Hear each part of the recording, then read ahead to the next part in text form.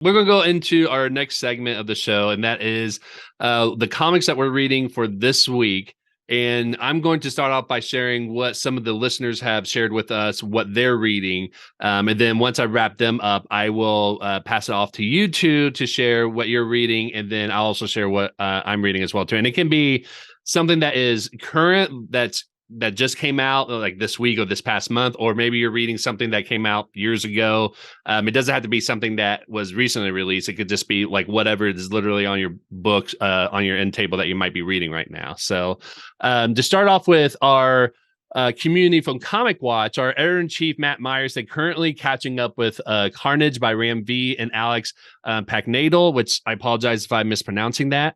Matt said, totally rewriting the book on Marvel's symbiotic serial killer and not to be missed. Tyler Davis said, this week, I'm going to try to find the time to read Michelin's Amazing Spider-Man, but will definitely be reading The Last Ronin for the first time. And B-Rat said, I just started Philip Kennedy Johnson's Action Comics run. I'm a big fan of anything involving Mongol and War World, so I hope it's as good as what I've heard about it. So far, I'm in love. Daniel Samper's art is just phenomenal, and I really enjoy what they're adding to the mythology of Superman as well as what defines the Mongol mythology.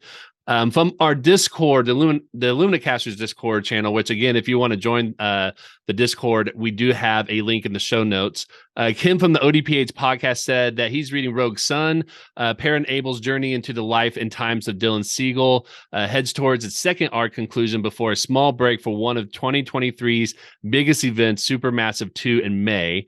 Matt Martin said, I'm most excited for the next few issues of Radiant Black because it's leading to the Catalyst War event, which is going to be awesome. Joe Loves Comics said Ultimate Spider-Man Omnibus Volume 2, among other things, which have been a lot of fun so far. And then last on Twitter, Luke W. Henderson said first volume of Superman Son of Kal-El, which John did the art for that one, so I'm sure you'll enjoy hearing that. Luke said, I like how it asks up front why Superman doesn't solve all the world's problems and shows a small flaw in him. This informs all of John's actions as he tries to figure out what his place is in the world as the son of Superman. How does he do better? And then finally, Yancey at Year of the Loser said Superman lost. It's so good. The art can keep up with the story so well, and seeing Superman vulnerable is something of a spectacle, to be honest. So thank you to all those who submitted what they're reading this week. John, why don't we start with you? What comics are you reading this week? Well, I'm reading this week The Many Deaths of Laila Starr. Yes, I just read that a few weeks ago because I had an episode where somebody suggested reading that, and I just read it. Phenomenal. Yeah, I love it. Incredible. From Rambi and Felipe Andrade. I'm reading Do a Powerbomb. I've heard amazing things about that. Yes. Daniel, yes, he's great.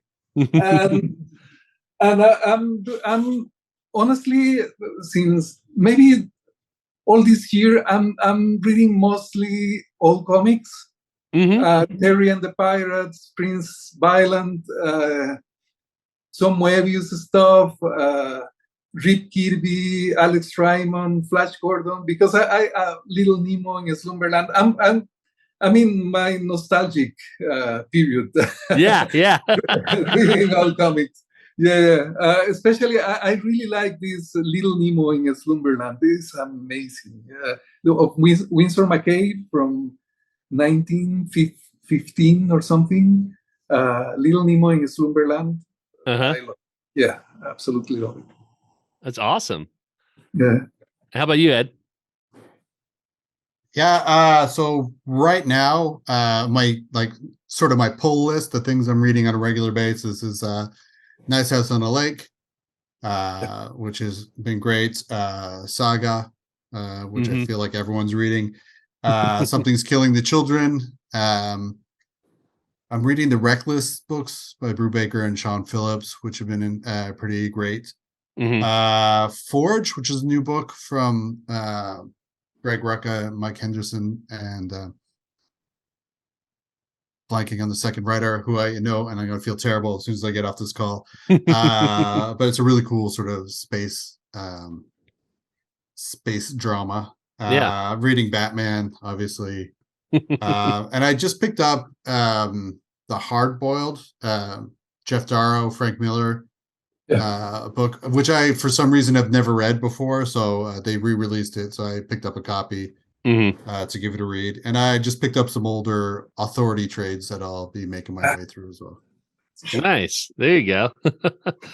I've heard all those things about those books. I have actually not read a single one of those, like Saga and all of them. Yeah. So it's I will say I've tried to read Saga, I think once, and the first I don't know if it was just like the day I read it, like it just wasn't hidden for me, but like so many people saying so many great things about Saga that I probably need to give it another chance. So for me, I am going to be picking up, at least this week when it comes out, Darkwing Duck from Dynamite Comics, which I absolutely love because it's pretty much everything that you want in a nostalgia cartoon show in a comic book form. It's been a lot of fun. It's just been great overall. I'm planning on getting Nightcrawlers #3, which has been really good from the Sins of Sinister storyline that's coming out from X-Men with like the 20 other stories that they have going on. From Image Comics, No One #2 by Kyle Higgins, which I am enjoying that. And then I'm also going to be reading Batman Superman World's Finest Volume 1, specifically because we'll be doing a review of that for our next episode next week with our guest reviewer, Kevin Rossi, who's from Comic Watch as well, too. So I have not read any of the World's Finest stuff before, so this will be my first one, and I've heard nothing but great things about this current run from Mark Waid and Dan Mora, so I'm really excited to read that and see how that goes.